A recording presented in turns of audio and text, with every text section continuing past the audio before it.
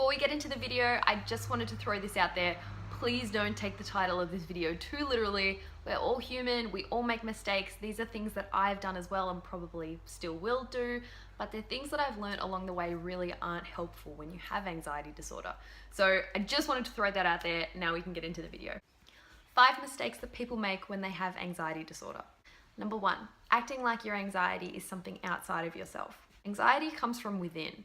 Sometimes it feels like it's this external force attacking you or out to ruin your life, but it's not. It comes from inside. The only things that you can control or change in this life are things that happen inside, and that includes your anxiety. By acting like it's this scary external force, you're saying that I can't control this. I can't do anything. It's out of my hands. It's in your hands. It was always in your hands. You were the one that started it. You can change it. It's inside. Number 2, labeling yourself. When I got interested in doing a hypnotherapy session and I called the hypnotherapy guy, the first thing he said to me was, "Why are you interested in hypnotherapy?" And I said, "Well, I'm agoraphobic." And he said, No, that's BS. And I'm like, well, okay, no, it's not. But then he said, you know what? You're not agoraphobic. That's not who you are. You're just experiencing agoraphobia right now. It's something that's in your life experience. And that made me realize, actually, that's right. He has a point. Why do I define myself as agoraphobic? That isn't who I am. I think as humans, we tend to try to label ourselves because we want to put ourselves in this neat little box because it makes it easier for ourselves and for others to identify with us.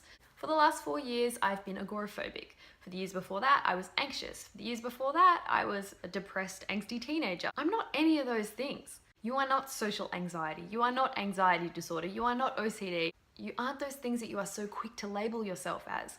They're just tiny little parts of who you are. There is so much more that makes up you. You are smart, you are intelligent, you are funny, you are creative, you are focused, you are motivated, you are handsome, you are beautiful. Please don't let your anxiety disorder be the one thing that defines who you are, because there is so much more to you than that. Number 3, trying to get rid of your anxiety altogether. Your anxiety isn't the problem, it's your response to your anxiety that is the problem. I don't know anyone who hasn't gone to a job interview absolutely shitting themselves, because that's normal. It's a normal thing to have anxiety when you feel like you're going to be judged or you feel like you have a lot on the line. What isn't normal is to have anxiety at, really uncalled for times, like when you're about to meet a friend or when you're watching TV or maybe when you've just woken up and you're not actually doing anything. But then the problem is your response to that anxiety. So maybe you think, I feel kind of anxious. I feel like I can't breathe. I might be sick. I'm going to have a panic attack. I think I'm dying. I'm freaking out. And that's where the problems come in. That's the thing that you want to get rid of, not anxiety. Anxiety isn't something to be feared. It seems like it comes from a place of fear, but it actually comes from a place of love. It's the body's way of trying to protect itself. You are probably never going to go for a job interview and not feel anxious. That's the point. You don't want to get rid of anxiety altogether. You are never ever going to be rid of your anxiety. When you accept that and you start to make friends with your anxiety and you realize that it's just you trying to protect yourself, then it's not such a scary thing and you realize, oh, I'm actually doing this because I love myself, not because I hate myself and I'm trying to ruin my own life. Anxiety isn't the issue. Stop treating it like it is. Number 4, dwelling on your anxiety. The worst thing you can do for your anxiety disorder is dwell on how bad your anxiety disorder is. You might not think that you do this. If someone else asked me, do you dwell on your anxiety disorder a lot? I'd be like, hell no. I'm pretty happy most of the time.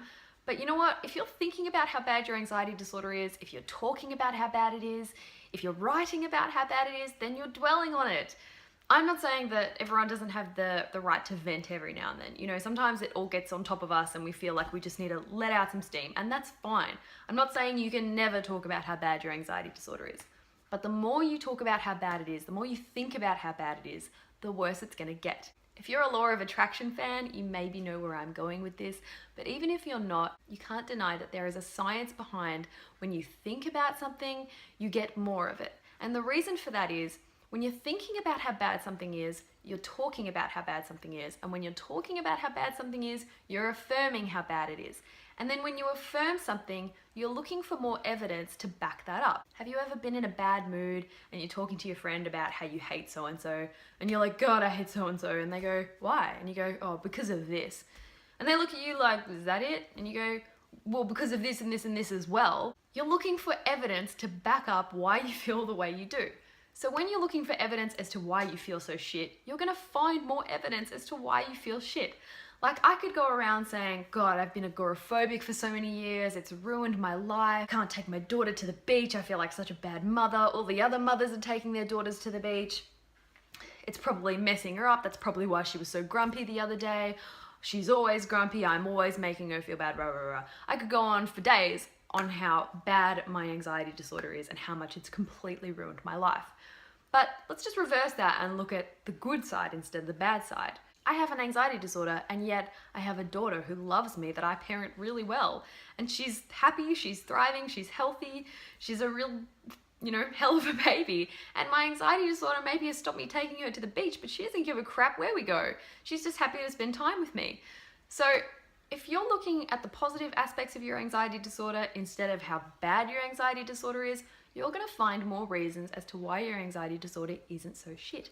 And then you're not going to feel so shit about it. Stop dwelling on how bad stuff is, and it will change your perspective on things.